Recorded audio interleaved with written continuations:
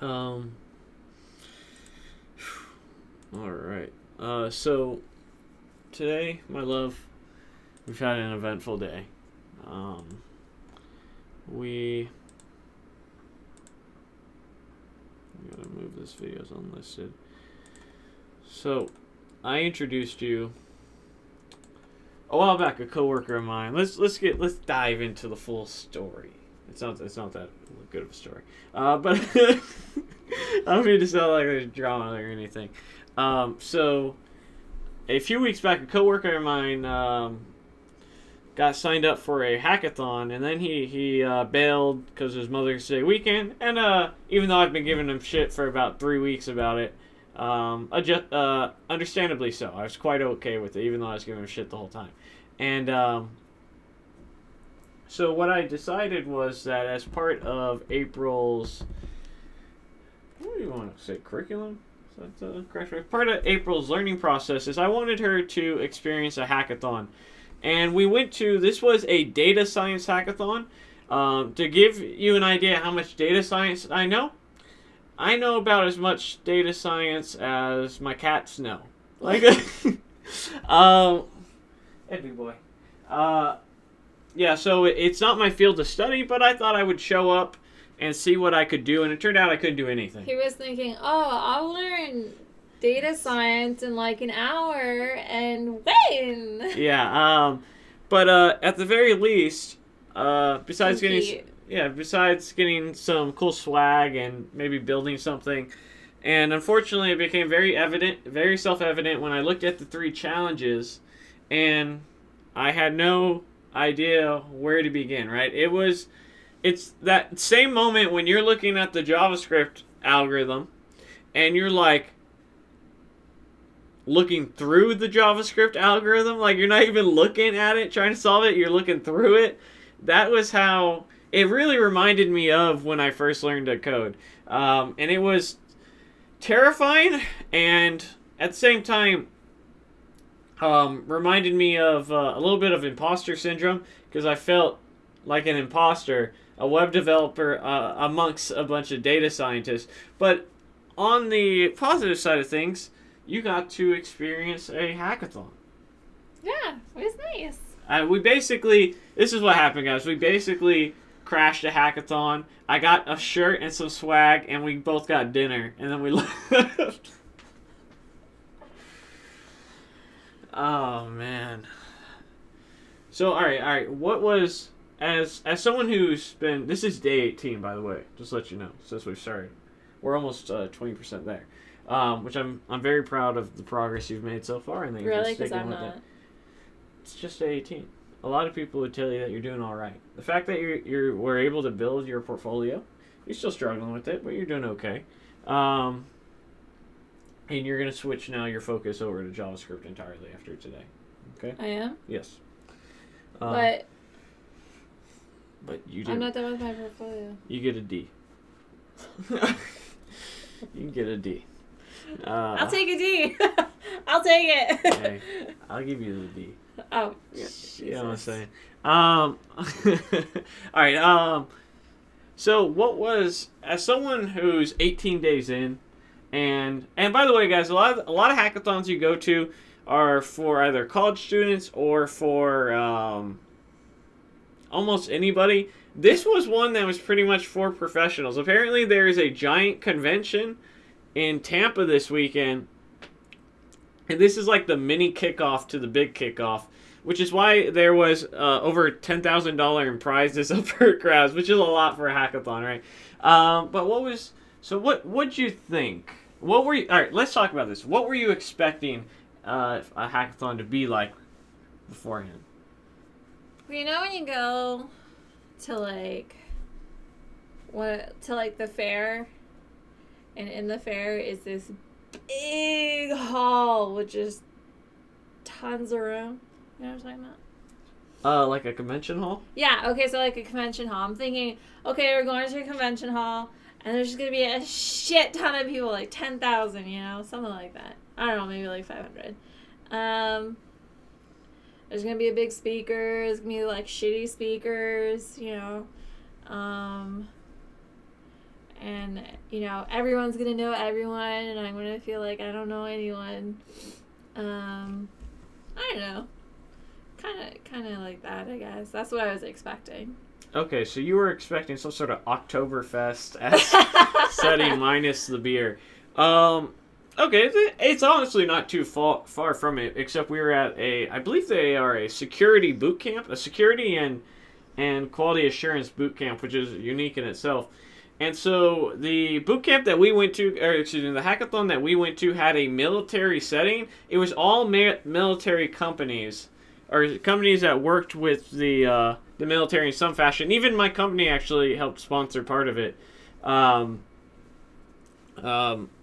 But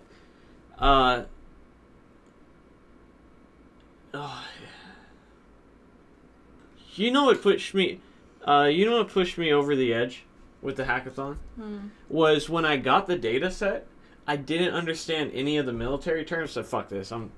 That push, like, I already knew I was gonna be stressed out. I already knew I wasn't going to succeed or compete.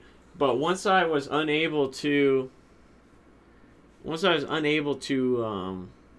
word I'm looking for, understand the abbreviations and acronyms, I gave up. That's it. I gave up. I was out of my element. Instead, I decided to promote my time working on the skill set I have, which is web development. But what do you think? Now, we talked about what you were expecting. What are your we spent about 2 hours there maybe between food. What was your takeaways of the hackathon? Everyone's a lot nicer than I thought they would be. Yeah, everyone did know each other, so I was right about that. They all had nicknames for each other, talking about each other's like, oh, did you get that email? And it's like, fuck. Everyone knows everyone here. This is great. But it was smaller, obviously, way smaller than I expected. And this was a large hackathon, by the way. I would say there's probably about 100 applicants. And that's large. Yeah, that's large for a hackathon. Yeah. Okay. So there's 100. It felt really 100. Small. So I don't know if that made it worse or better. Towards the end, I was feeling much more comfortable. I didn't think that I was gonna talk to anyone because I didn't think that I was gonna have anything to say, just because I'm so new. But everyone was really interested. They're like, "Are you participating?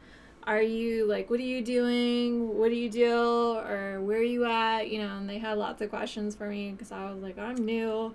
I know HTML and CSS." They're like, "Well, what are you doing? What are you working on? How do you feel? Where do you plan to go? Yeah. So, it had nothing to do with you being a girl. It had everything to do with me being a girl. I was one of 3 girls there, and 2 of them worked there. All right, yeah. No, but there was 2 girls. One girl brought a pillow. I was like, damn, this girl is ready to go. She's doing it. And the other girl, she opened up her backpack. She's like, look, this is my secret weapon. And she had a backpack full of Starbucks double shots. I'm like, this girl ain't sleeping. Mm. So, but I mean, they already knew a couple of people there, and no one was really chatting them up like they were chatting me up. So it's funny because no one sat at our table when it was just me and Dylan sitting at the table. But the moment Dylan leaves the table, I gotta get food. All these guys just sit down at the table and are like, "Hi," and I was like, "Hi." But so I mean, at least they weren't creepy. That was a plus. Which is one of the things you'll find out is that the younger generation of developers are less creepy than the older ones typically. Yeah, and that's not to say that all older generations are creepy or anything like that, but you have to understand is just I don't know. Software development has become more mainstream than it once was, I should say. And so you had, back before there were GUIs, there was just guys doing code in fucking machine language and ones and zeros, and you had to be a special type of dude to do that. A special type of dude. Yeah. So everyone was really nice. And I was able to at least kind of understand what they were saying back to me if they were talking about code. There was food there. I wasn't expecting that. I was just expecting maybe water, and energy drinks. The lady who greeted us, who like entered us, she was like really excited I was there. She's like, "Oh, you're here. Okay, yeah, we're just gonna have to have you." You know, she was like excited. And she touched me a few times, like not like, you know, but she was just like, "Hi," you know, like making sure that I felt comfortable because I think she knew that I was like one of the few girls here. Yeah. So we don't get a lot of women around these parts. So all the women that like worked there, they kept asking me, "Are you okay? You have everything?" So that was really nice that, you know, they were like aware of the idea of what might have happened or what was going on. So that was really nice of the staff. I appreciate that. So it did help overall for me to feel a little bit more acclimated. It really helped to have Dylan there, just to kind of like lean on, have someone to talk to. But I personally don't really mind being the creepy person in the corner who doesn't talk to anyone, because that was me in college, like all the time. So I'm kind of used to that, and that was kind of what I was expecting to do, but this actually turned out to be really cool, and I would really like to go to another hackathon when I can maybe be more involved. Well, yeah, not a data science one. I went to this one to see what it was about, and it's too far ahead of where I needed to be to even compete or get started. I would have had to teach myself Python or R in that day and a half. So what made the data science hard? Just the severity of it. I don't know too much about data science. I can query a database, but we're talking about predictive analysis from 5 or 6 different data sources and pathing things out on a path.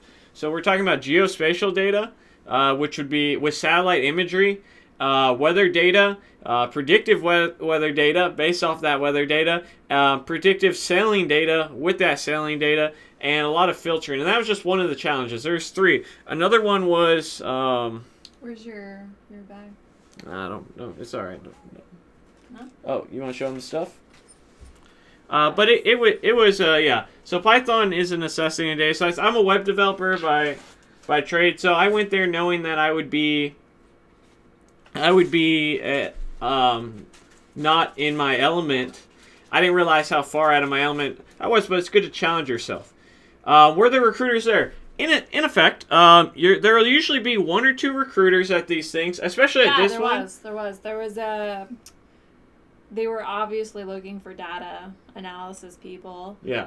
But there was a couple of like older gentlemen there who were like, "Oh yeah, I'm looking to see if there's anyone here." They're waiting for the projects to be completed to see what potential some of their candidates that they're looking at. Yeah, there's usually always recruiters, or there's companies there that are looking to hire and things like that. So I always encourage you to go there. And usually they're like CEOs and stuff like that. Like, they don't have to answer to anybody if they're there. They're looking to basically scout talent.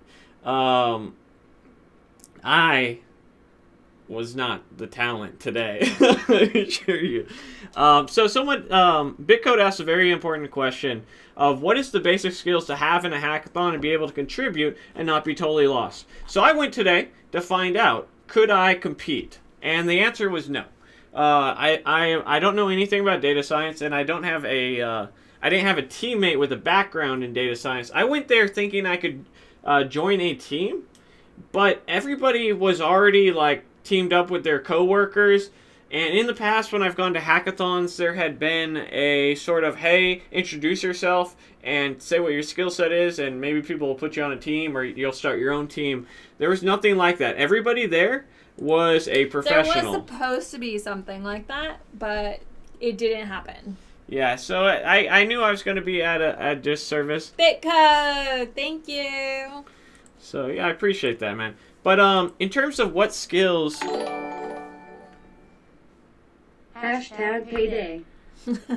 So in terms of what skill set you need, I encourage you to go and see what the challenges are.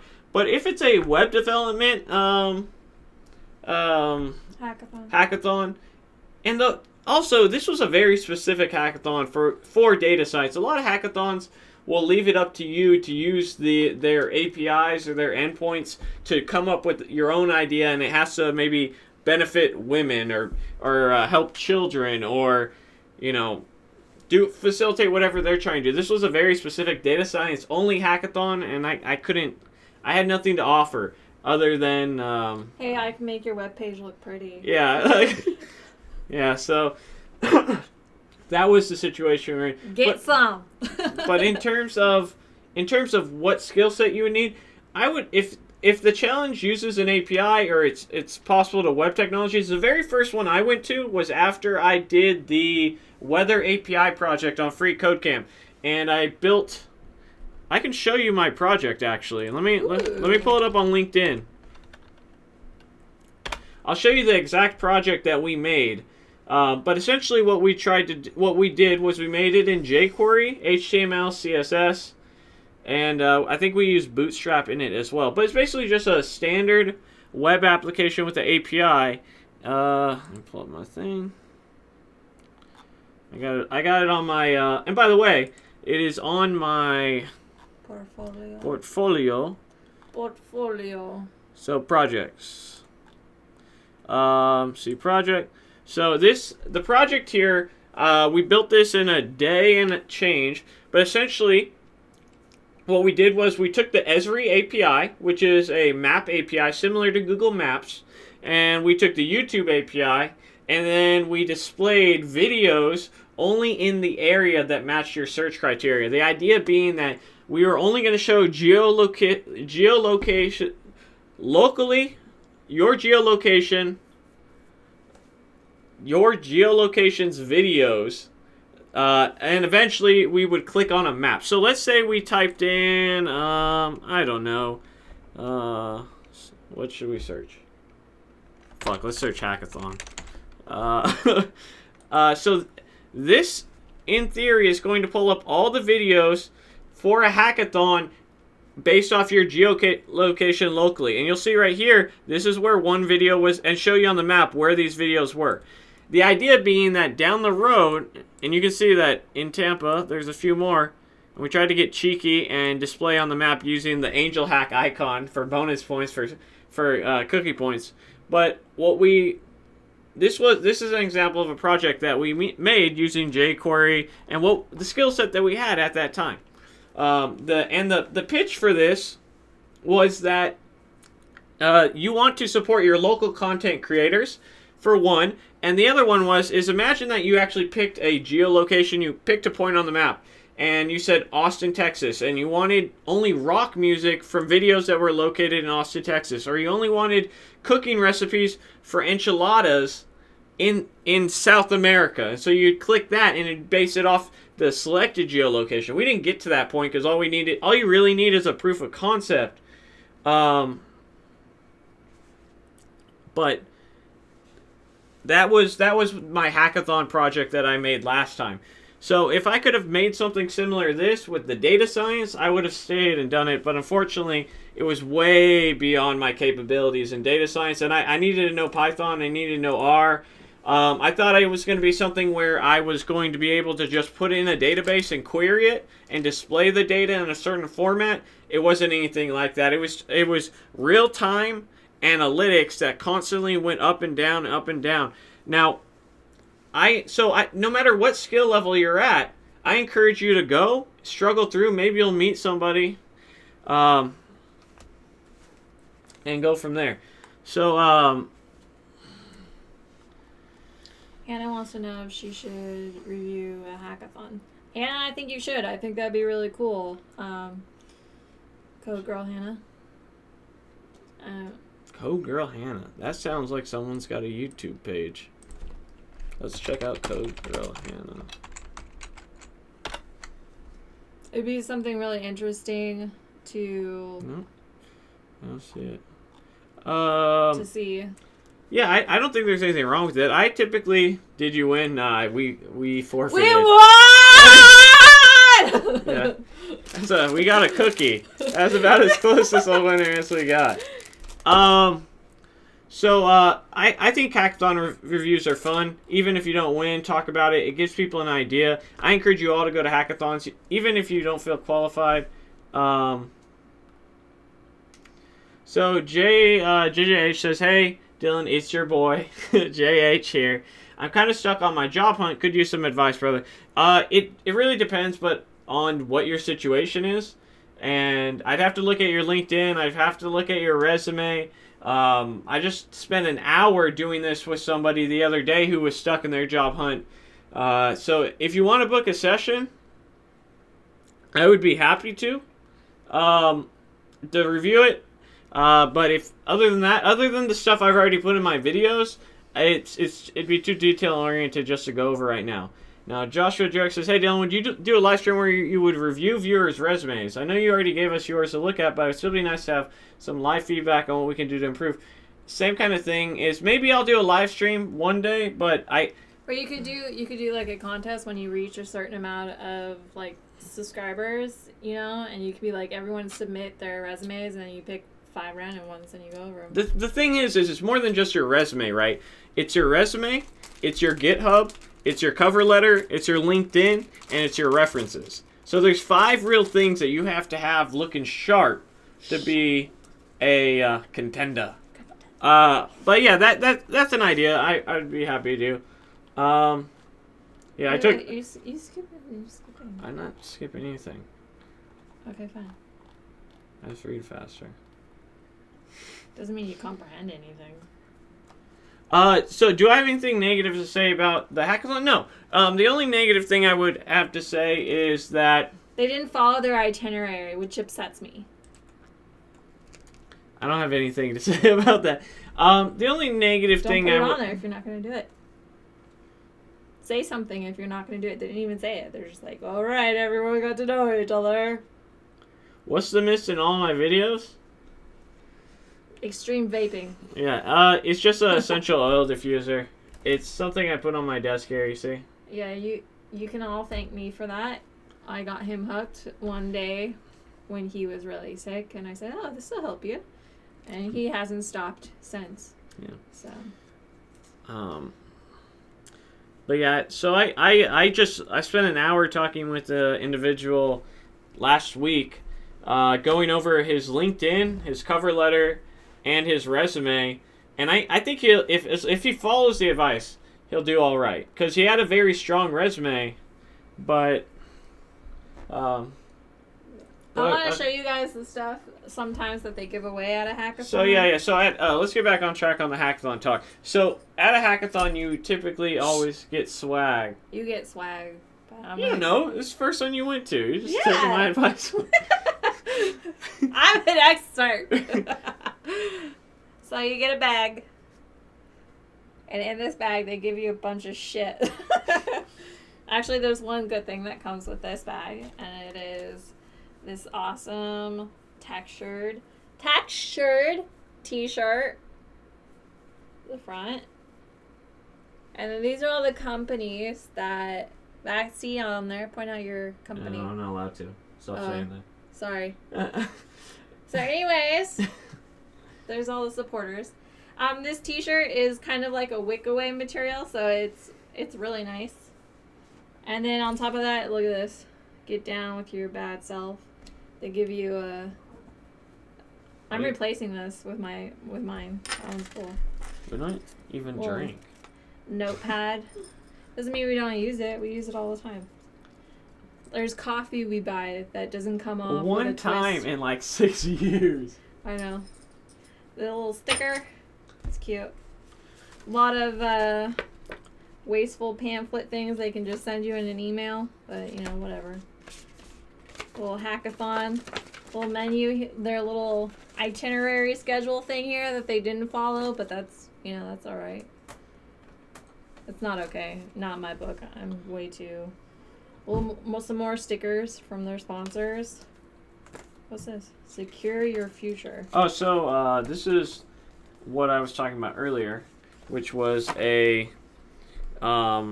is a security boot camp and a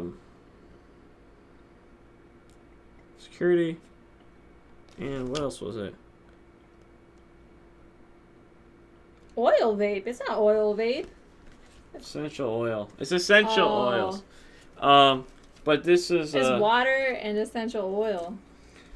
what this is SecureNet is a security boot camp. It's actually pretty long. Try marijuana. It's a 20-week boot camp, full time. Wife material. Oh. And then let's see. Open works hackathons. I don't know what this is. What's this? More crap they could have given you into an email without wasting a tree, but hey, you know. Who thinks about that? All right, so we. SIM card. Oh. I don't. This Cookies! It is. That's kind of random. I've never gotten cookies. Oreo! And then this pen. All right, so today we're gonna. Ass pen.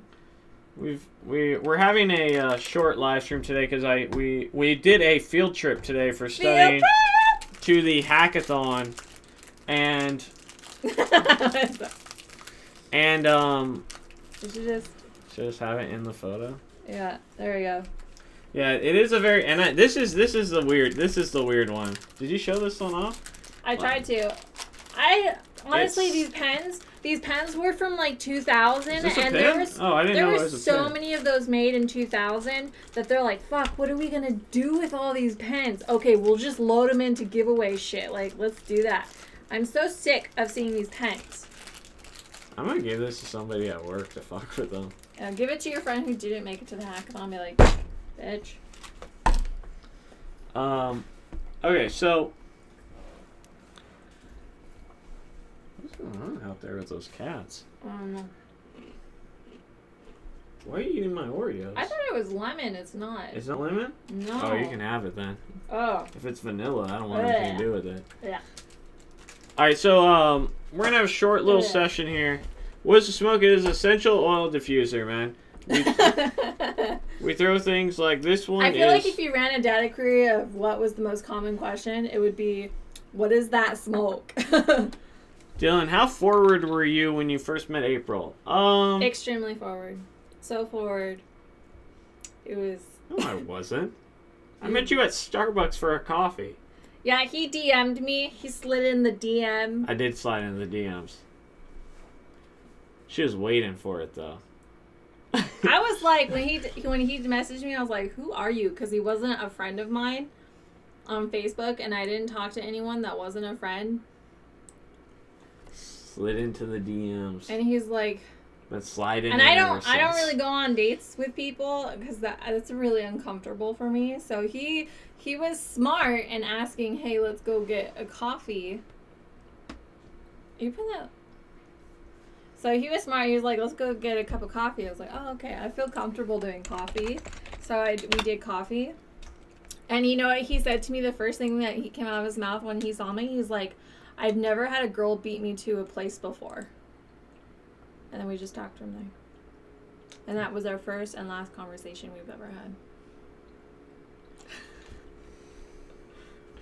With the hackathon being military theme, what kind of military theme was it? All the data science was military related and related to military scenarios. Yeah, that's a good question though. Yeah, it was very military based, but they did leave it open source, so you could technically use any kind of data that you wanted to. So like the team that was across from us, they decided to do a open source one where they could find experts in any type of field that you were looking for whether it be in a court case or a decision making or anything like that. So what they wanted to do was to be able to grab data. You would like search, I'm looking for an expert in waffles, and and when you search for that expert data, it would circulate through all the data of the people that they had queried for, and then it would show, you know, it was basically to find people who were experts in their field. Yeah, we can, David Yang. I was actually going to do a video to give an example of a data science hackathon, but if you want to know what it is right now, I'll show you.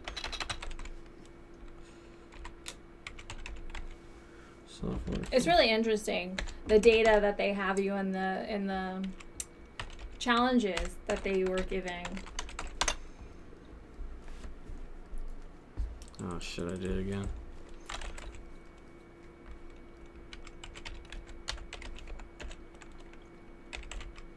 Yeah, Dad, how did you meet my mom? I slid into the DM. So we tell the cats. Alright, so you guys asked me what the challenges were for the hackathon. There was 3. The one that I thought I had any chance of doing was the first one. That's the one we'll go over. And it was at this point I realized I had no chance. Show them the data. Here's the scenario of the event. Somewhere off the coast of South Korea is a ship with hostages. This will have to predict where the ship is located based off the analysis of incomplete data, AIS, satellite imagery, but be careful, the weather might throw off your predictions or block the view of the satellite. You'll be provided with an incomplete set of AIS data of the target ship, location of APIs for environmental data information, wind, currents, cloud cover, locations of APIs to request satellite imagery, location of APIs to derive satellite orbital data. And so once I went to the rules to get the data from these 5 sources, it was at this point that I realized I don't know how to parse data like that. And I needed a partner, and I didn't have one, and it was just beyond my capabilities. But that was the easiest one. Beyond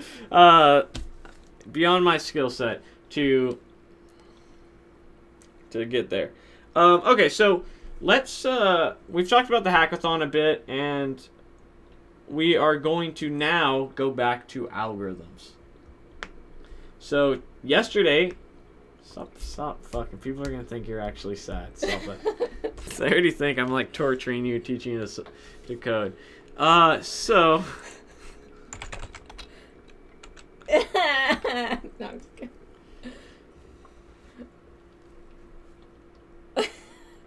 Yeah, it looks like it because it's going up and then it's coming down. Bitcode asks, do I do lead generation for lead generation landing pages for your company? I mean, for web development skills to complement my pay-per-click skills. No, I do not. And not that I'm opposed to learning it, but they are opposed to having it. So because of the way the military-industrial complex works, you need to get contracts, and you don't want to publicly have your web applications look like that. And we hire marketing companies to build our corporate websites and things like that. Although I've heard it thrown around that for a future website they might try and get me to do it. The loop we're talking about is the for loop that I can't get. Can only imagine Drill Sergeant Dylan. I don't think I was. That's the loop we're talking about.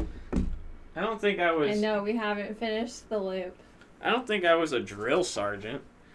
Alright, so yesterday what we did was we started reviewing algorithms to kind of try and get you to start thinking these things out.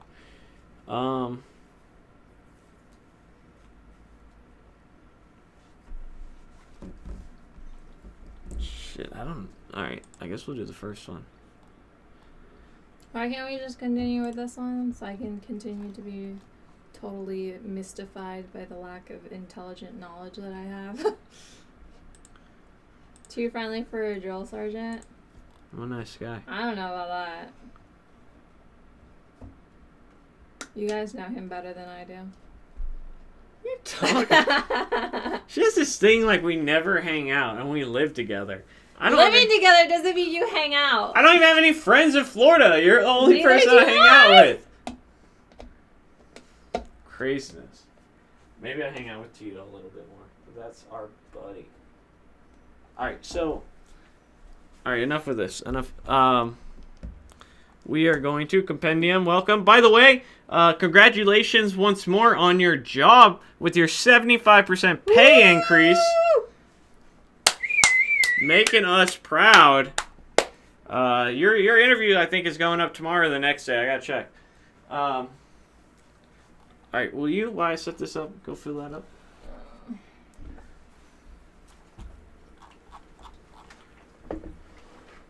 Kevin, welcome, welcome. Hey, Stink.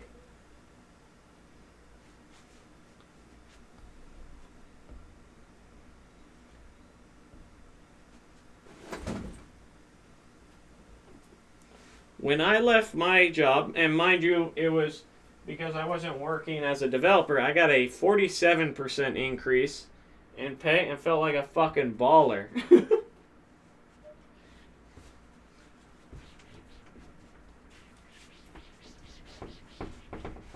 What? Yeah, maybe you start fresh. You gotta learn this. You can't just look at what you got. Did you put oil in it? No. Yeah?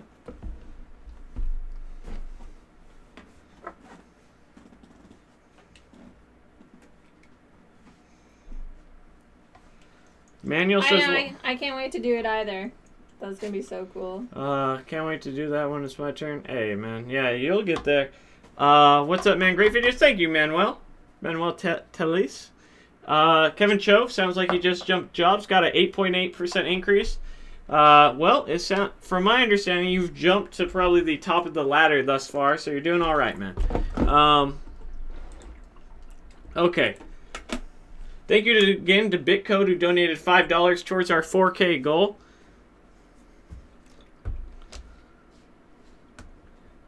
Yeah. So Compendium, it's 47% increase. My understanding, if I remember correctly, was you were already somewhat working in, not as a developer, but you were working in technology, and so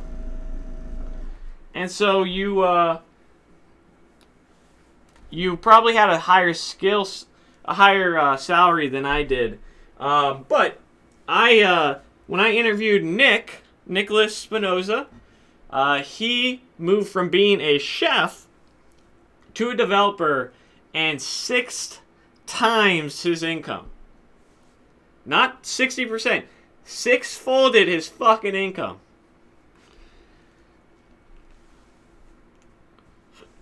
Tier 2, Adrian. Although either one are good.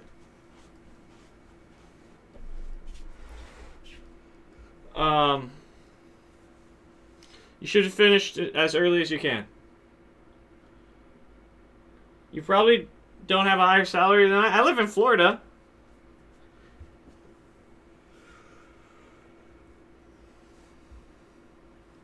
So I don't live in the most expensive place in the world. So it's like we make a lot of money. Okay. So, I'm loving the conversation, guys. Oh, when I lived in LA? Holy shit, I didn't make any money. I barely got by, man. I was making $45,000 in LA at my last job, and I could barely afford rent and health insurance, all that shit. I saved 10% of my money though. I was proud of myself for doing that.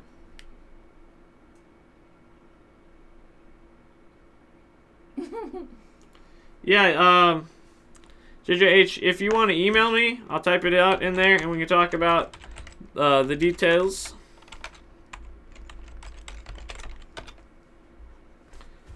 Okay, so you're making more money than me? You got 75% increase? You're making more money than me by about $3,000. Although I'll probably be bonused over that. With the way things have been going at work. So.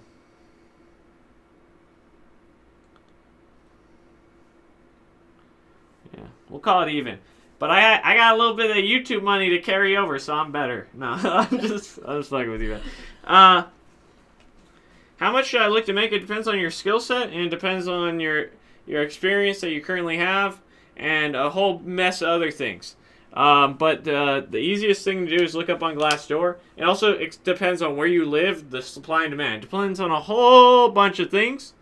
But more than anything else, just get experience. And then the money will come. And the jobs will find you. Ballpark it, your full stack developer, 70,000. 60,000 low end, lowest end, 50,000. Front end developer, 45,000 and above. That's as low end as I can get. That's as ballpark as I can get, I should say. But again, it depends on your skills. Senior level? Senior level? 150. You can get to 150 at senior level with 5 years experience in the latest technologies, but realistically, 100 to 130 senior level in web development. Why do so many developers hate PMs? What's PMs? How important / beneficial is it to live in California as a software engineer? There's engineering jobs in every fucking state and country. As far as he knows. In every state. Maybe not every country. So it doesn't matter. The thing is that the largest companies are in California. The Silicon Valleys are in California. Project managers, I think it's just because that's who tells them what to do at the end of the day. They're kind of like a boss. Anyhow, let's solve this algorithm. We'll take questions after about 15 minutes of review on here. Of torture is what he means. Okay. So let me turn the AC on. Here's your pen.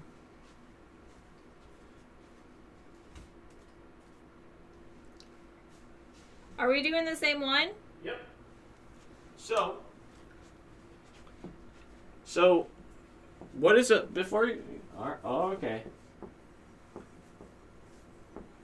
Well, I have photographic memory. Yeah, not good enough. So what is one? What's the difference between 1 equals, 2 equals, and 3 equals? Science. Oh yeah. So well, tell me. Let's review. No. So 1 equals is when you are assigning a value to a variable. Assigning a value to a variable. 2 of them is comparison. Of what? Of value. Of value. And what's 3? Type and value. Good. All right.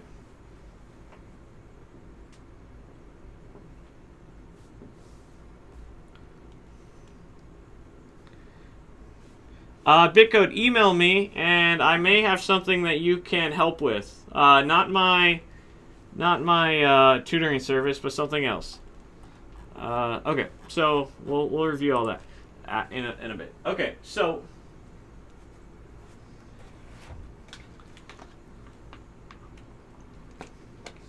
I'm actually gonna put the chat down for a bit, guys. I get distracted. She enjoys the attention too much. I don't enjoy it. It's Yeah. I have anxiety.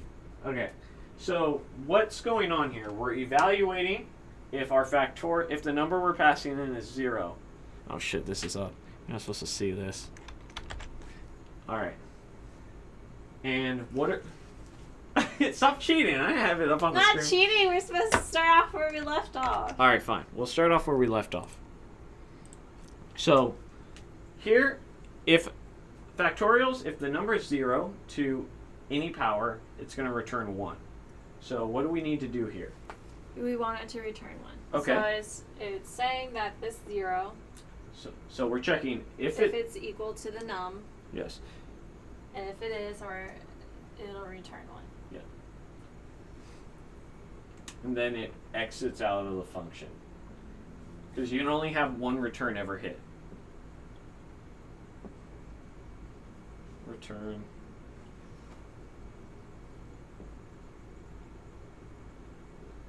And what do we do after returns? After statements? Semicolon. Good. All right. So when we are to factorialize a number, let's review math. We're not going to review code. To factorialize a number. Yep. It's where a number goes 5 times 5. 5 times 4. No, not 5 times 5. 5 times 4, 5 times 3, 5 Yes. times 2. From 1 to the num that's passed in, we are multiplying that. Okay. So there's From 1 to the num. From 1 to the num. There you go. Yay! Unless it's 0, because we already coded that. So it could be technically 0 to the num. yeah, but here, and we already wrote the logic to handle that. Okay. So this is the outside of the normal, right? Okay. Now what we're doing is we're figuring out for the 5, how do we write it using I already told you that the skills that you're going to use for here. And now we're using a for We're going to loop. use a for loop. We're going to use a variable. We're going to use the if statement, which you already used. You don't need it for what we're doing now. I'll give you a hint there. The if statement. We already did an if statement. I know. I'm just saying you're not going to need to use the if statement. What you're going to need here. Let me write down what you're going to use. You're going to use a If, for loop, and else. You're going to have to create a variable. You're going to use a for loop.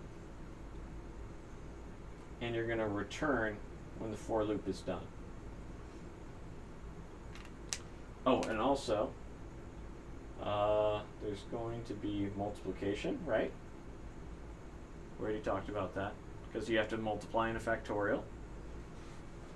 So you might have a multiplication, and you might even have an equals as a hint. So, our for loops, how do we set up a for loops? There's 3 parts in it. I forgot. You create a variable for where you're going to start off. Remember the I. You create the I, the iterator. Where are we starting? At the variable. At the variable of So our I. Var I. And what is that? What are we initially setting it to? We're trying to multiply.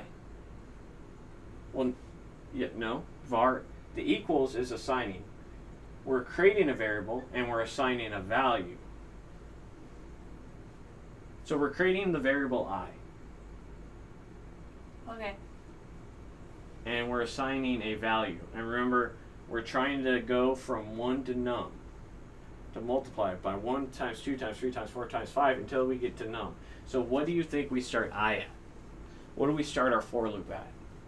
1. Good.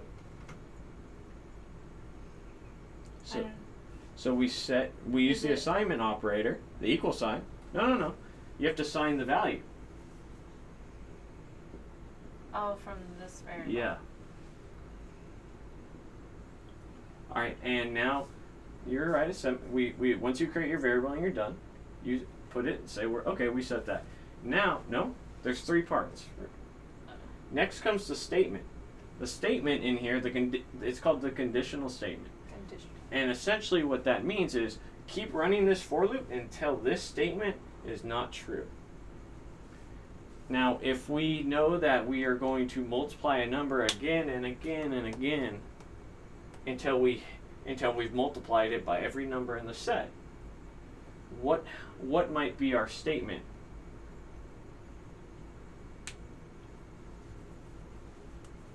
I would just say 1 times infinity. Till you hit the fucking number, and then when you hit it, stop. Okay, so you're till you hit the num, right? So you know you're gonna have to use the num somehow. Okay. And the third part is you So increase. I plus plus Well, times num. yes, that wouldn't be your statement. That would be something else.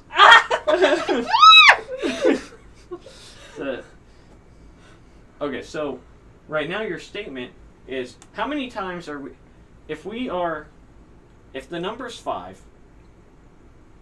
Let me show you an example here. Okay. So if our statement is while I, in this case 1, is less than 5. We're hard coding this. We don't ever want to hard code things, right? Yeah, so why are you showing me this? Because you need to understand how to write a statement. How to write a statement, right? And then here we have I plus plus, which means that every time this runs, we're going to increase I. And let's just say here all we're doing is we're adding to all we're doing is we're saying hi. We're going to console log hi.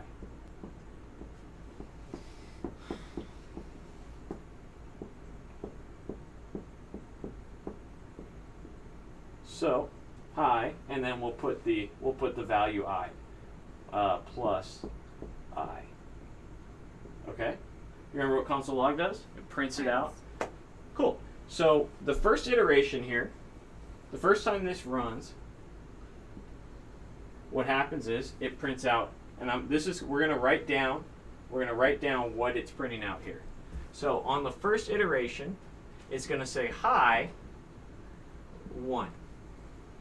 So now it's going to because it's still less than 5. Because it's less than 5, and it's then going to go I plus plus. So and now I is going to be 2. Is 2 less than 5? Yes. So it runs again. So it's going to be high 2. So our second loop is going to be high 2.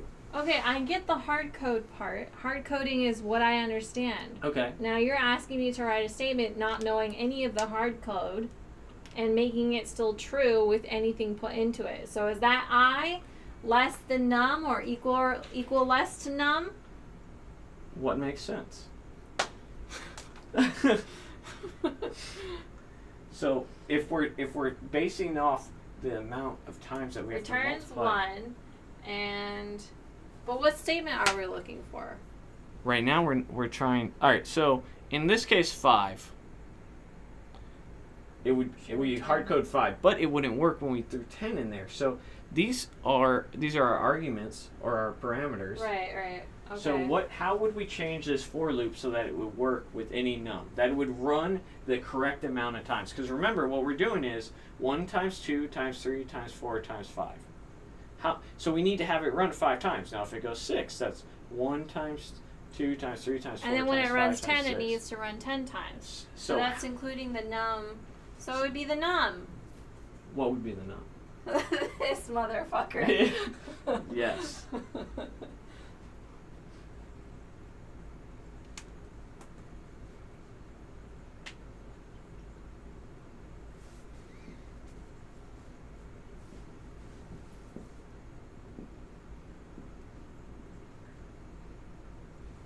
All right. Now let's erase this.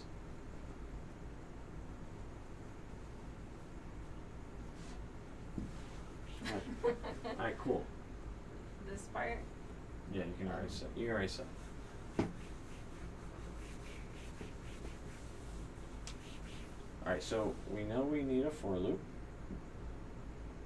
All right, now for what about this? No, that could say we're increasing by 1 in this case. Yeah, so it would be I plus plus, which is I plus 1. Or yeah, I is equal to I plus 1. Yeah, I is equal to I. You don't like my writing? No.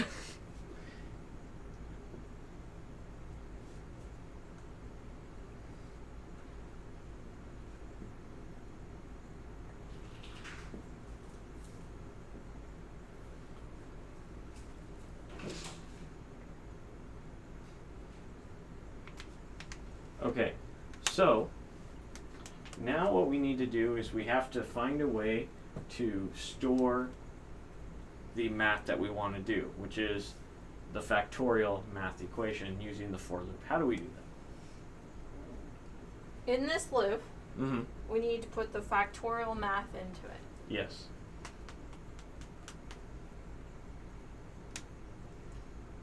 Factorial math. Okay, so this is telling me how many times it's going to run. Yes.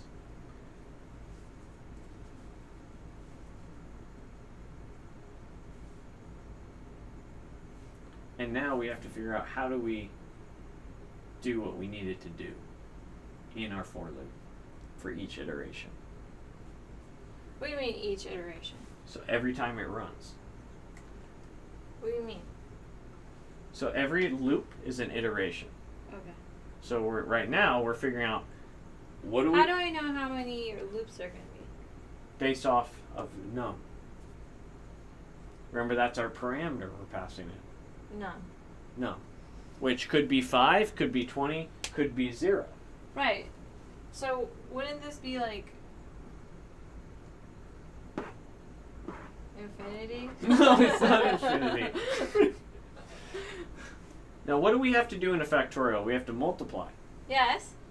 So it And would what be do we- I times I plus plus is num. Or num equals num. You're getting something. It's you're not there yet. Yeah. I give you a hint. You have to store something in a variable. That doesn't do shit for me. You have to use I though. You're getting there. So I need a variable to store something. Well, what happens is if you try to store it in num and you're multiplying, you're gonna create an infinite loop. Right, that's what I keep thinking. So You just call it total. what? You can call it total, What? the number you're about to create. I was gonna say num. No, you don't want to rename it that. That's- Okay.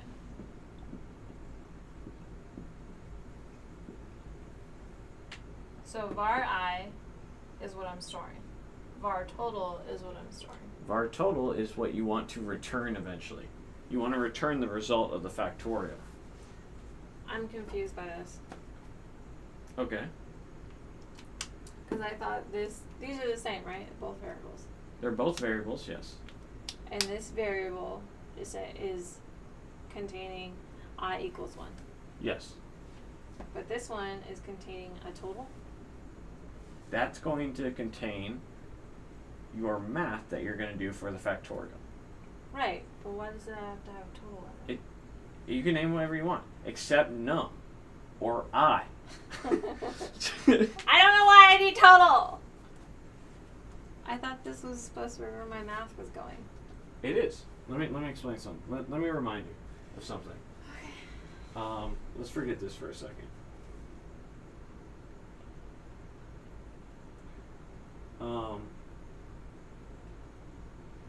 So the reason you can't create a variable in here that's not going to reset, remember local scope?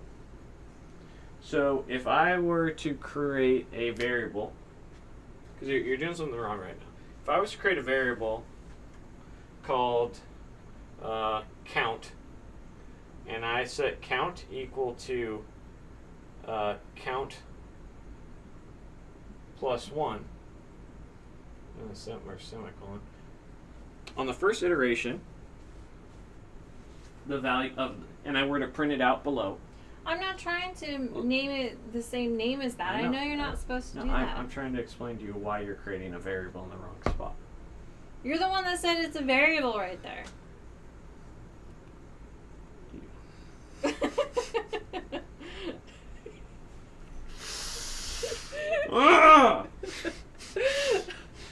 I can't just give you the answer, all right? I'm trying to tell you these things. You have to solve it on your own, or you're never I'm gonna trying solve it. to. I know. All right. So how does a factorial work? Look at the screen here. Let's bring it up real quick. So let's look at the screen. So here you can see what is the difference. So each one of these multiplications right here, each one of these, we're multiplying by what? One more.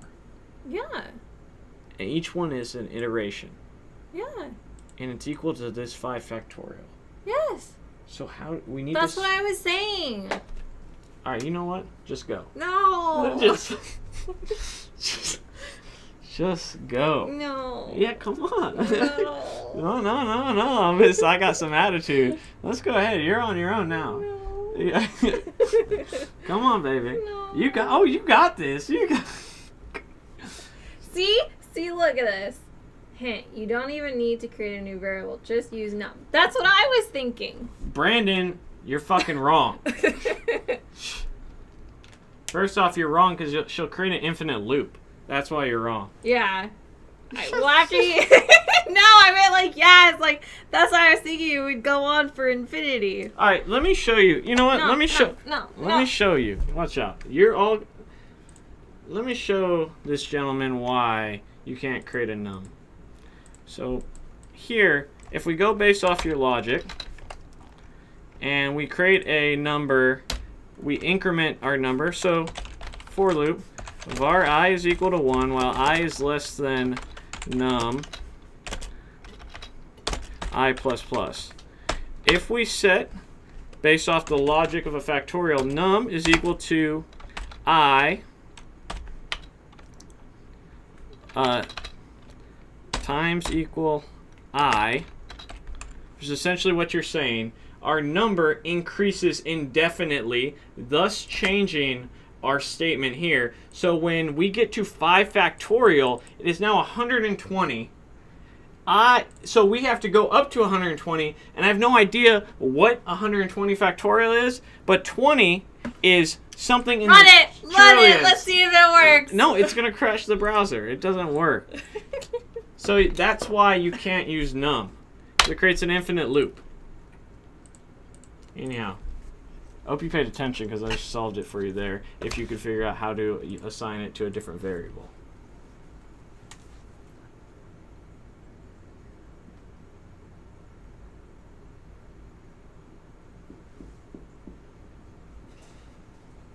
I know that's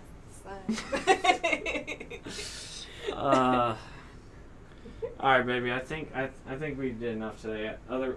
You're gonna need to brush up study on JavaScript. I know. I know. I wasn't ready for this. I know. You're never gonna be ready for algorithms. You just gotta dive into them. Well, good. We dove. Anyhow, so let's jump back. We have some questions here. We challenged April. I told her today was going to be an easy day since we went to the hackathon.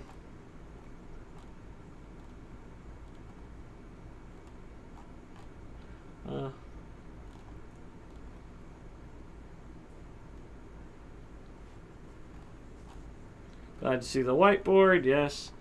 Hello, Neil Floyd. Welcome. Sorry, wasn't there? Manuel, if you're still here, have a good one, man.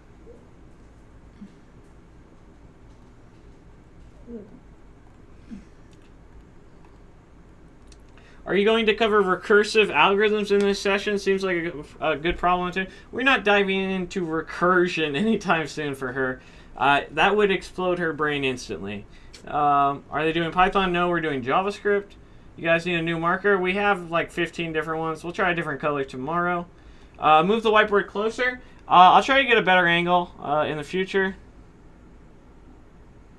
No, it should not say int. JavaScript is a typeless assignment language, I guess would be the technical word. What that basically means is it inherits its type on the assignment side.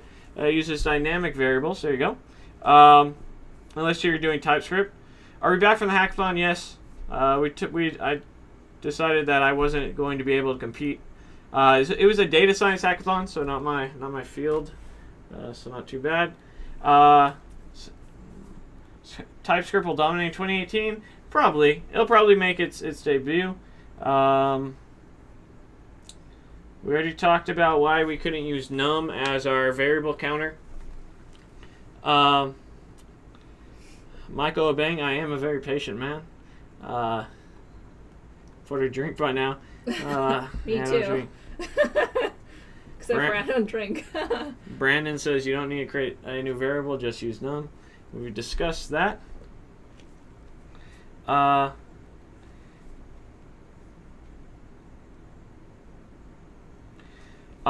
So that's true. I wanted to use an if. You'd have to use an if statement within the for loop. I wanted to separate it out so she could start working with if statements and kind of remind her of what they do and how they work. To try and explain to her an if statement in a for loop when she clearly doesn't understand for loops would be... I just kind of tried to separate it out is the gist of it.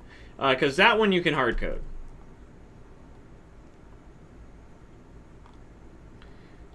You probably won't get banned for any memes, Joshua.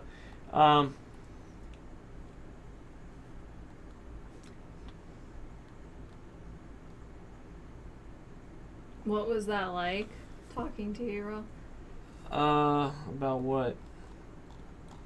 I don't know. What do you mean, what was what like? Learning that right now?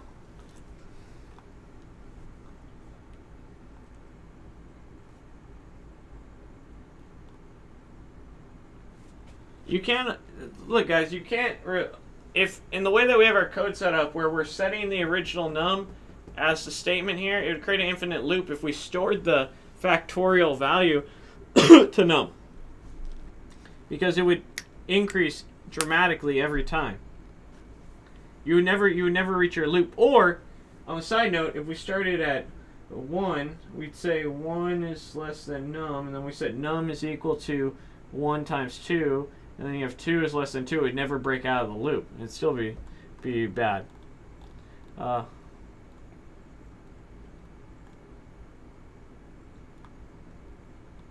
what you did was I minus minus. Yeah, we're not going to start decrementing backwards. I think the easiest way to go is start incrementing, at least. They want to know about the hackathon. Define hard code? What does that mean? Oh, when you were saying hard code. So when he's saying hard code, he means that I'm giving you the variables to work with. Now, he's trying to teach me how to write a logical statement without having any variables to work with. That way, when any variables plugged in, the statement will always work, which I hate. What I meant by hard code is kind of what April was saying there. Was she wants to write a for loop for the number 5, as if the parameter will always be 5. Yeah. That's what I mean by hard code. You need to write your code, and this is just because she's new and all that. But there are situations where developers will have to hard code things, but 99.99% of the time you won't need to, and it won't work. In this case, it won't. You can't. I didn't do that on purpose. Don't smack me. What's wrong with you? What's wrong with you? It popped off. No, it didn't. Yeah, I hit this and it popped off. Beginners Hackathon, no. This was a professional data science hackathon. Unfortunately, I have no background in data science, no Python, no PHP. Xenocoding asked if I could review your portfolio. Post it again, I'll review it. I don't want to go back and find it. So hard code is fixed and flexible code. Yes. That would be the definition of hard code. What meme is it? I love memes.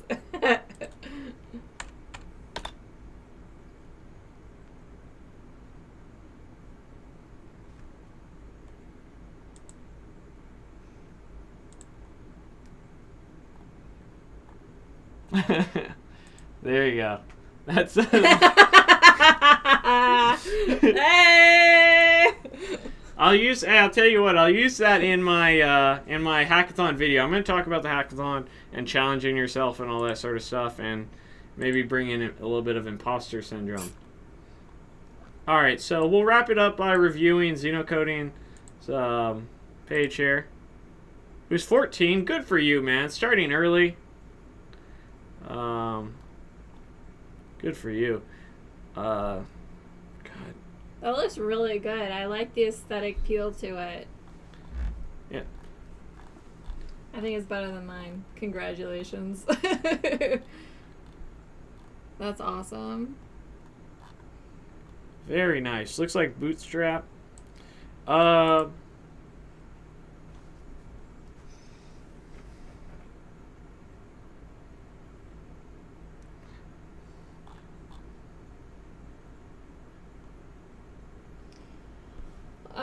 Free code camp. I'm kind of in between spots, so I'm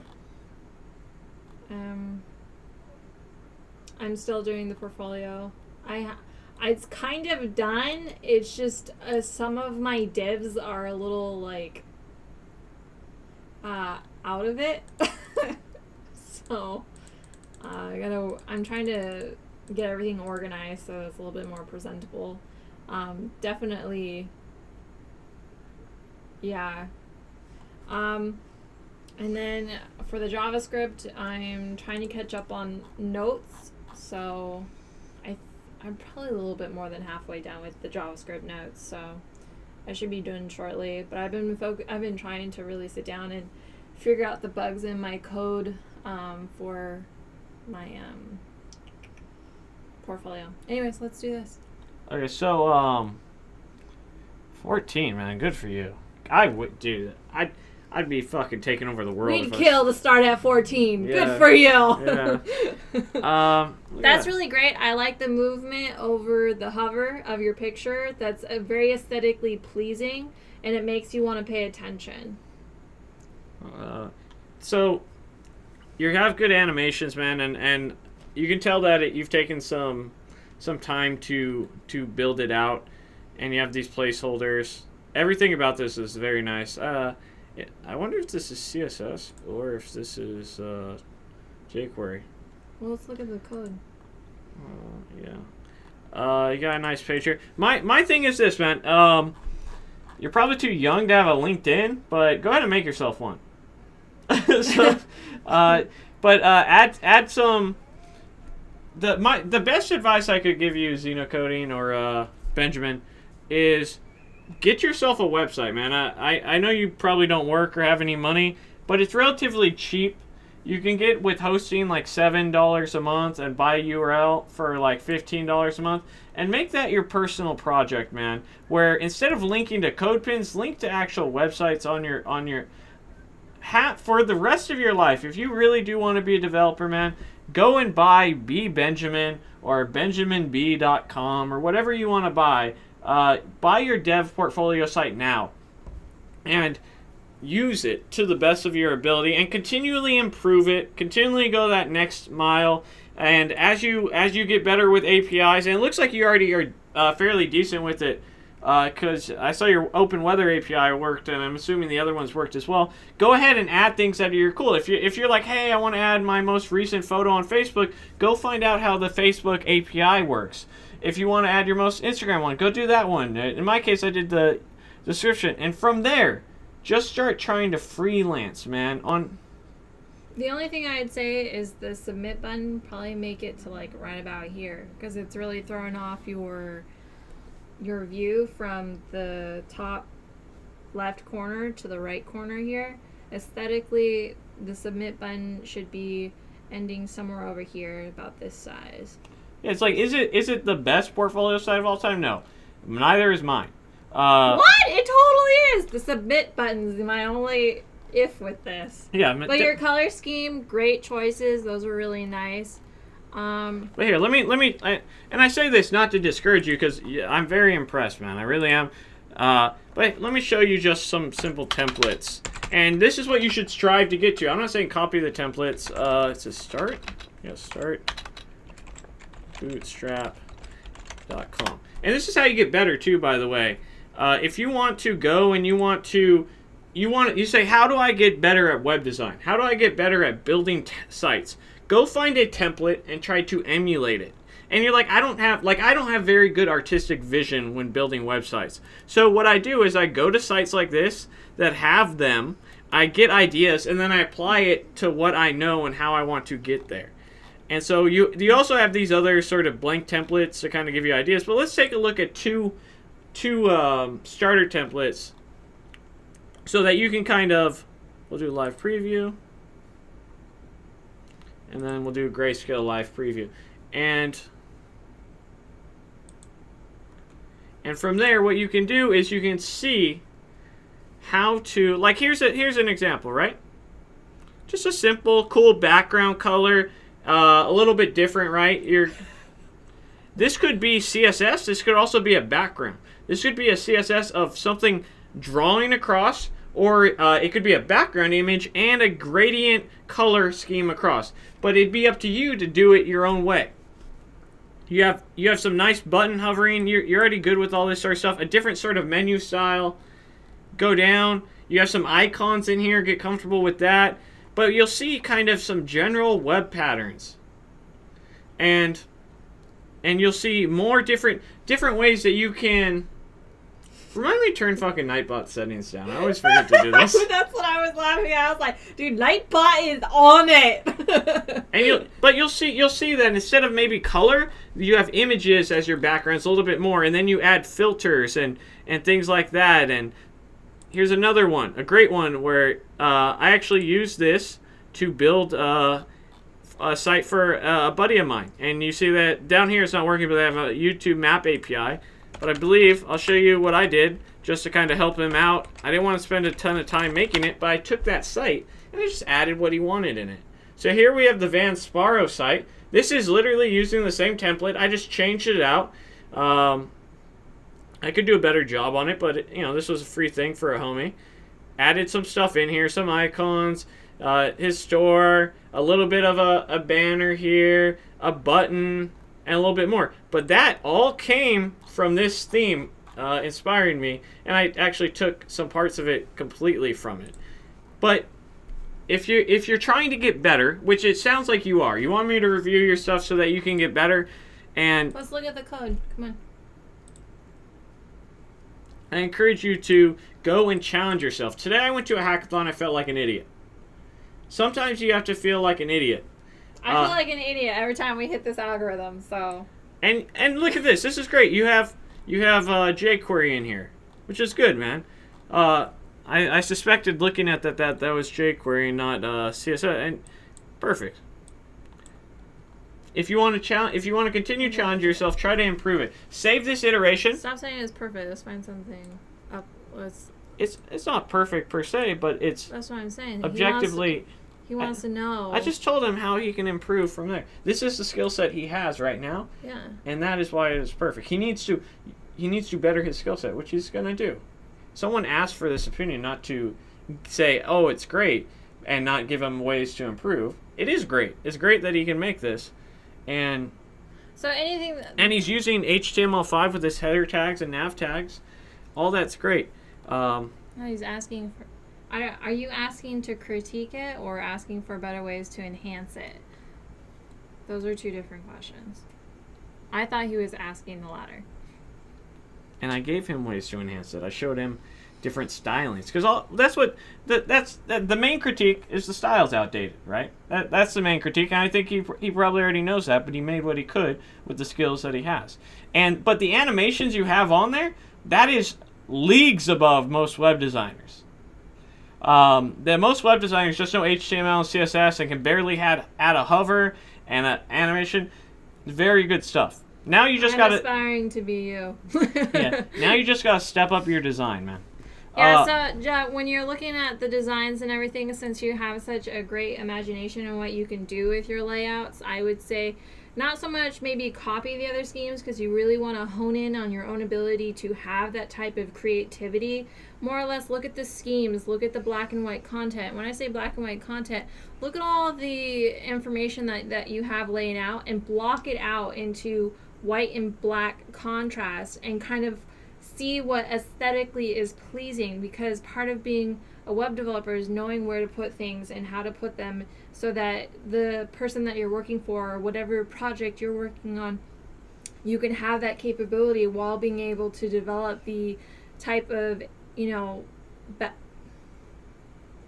process. I'm going to get a Band-Aid. Okay, Actually, process. No, wait, because we're about to wrap this up. Yeah, so not so much as... So, yeah, I mean, just kind of... I want to make sure that you keep your own creativity. Don't just, use others for inspiration, but also really hone in on your own creativity, because if this is something that you came and brought out from your own self, this is really great. This is great. I love it. Just make sure that you're keeping an eye out for the aestheticness and the pleasingness, and kind of really hone in on yourself, because the more that you can do that, the more you can separate yourself from the crowd of people who can all make the same type of design. You'll be the new person in it. All right, guys. So that was tonight's live stream for April Learns to Code. We spent a little bit of time reviewing algorithms. Today was going to be a different day because we went to a hackathon, field trip day today. So we talked about that for a bit. Like the field trip. Yeah, it was interesting. So I encourage you guys to continue your day coding on a regular basis. That is one thing that I want everybody to take away when we reach these 100 days. When you say, hey, I work a job, I can't learn to code, I can't spend an hour every day coding, I'm doing it every day plus on top of it all. helping April in the best I know how, and she's continuing this on her own. I hope you guys are working equally as hard. So thank you for watching, and we'll see you tomorrow for day 19. We got 82 more of these. Here's an idea for a future Ask a Dev. Interview someone who's been tutored by you. Baby, you want to be interviewed? It's just like horror flicks in the first like 10 seconds. All right. Thank you for watching, guys. Don't forget to join our Facebook group, Codetech and Caffeine. If you want to support me, you can at patreon.com/codingtutorials360. I appreciate you guys being here. Thank you again to Bitcode who has consistently donated for us to get to that 4K webcam and that 4K monitor and really helping out the channel. It's appreciated, man. We will see you tomorrow, and with the cringy outro, if you would be so kind. Code long and prosper.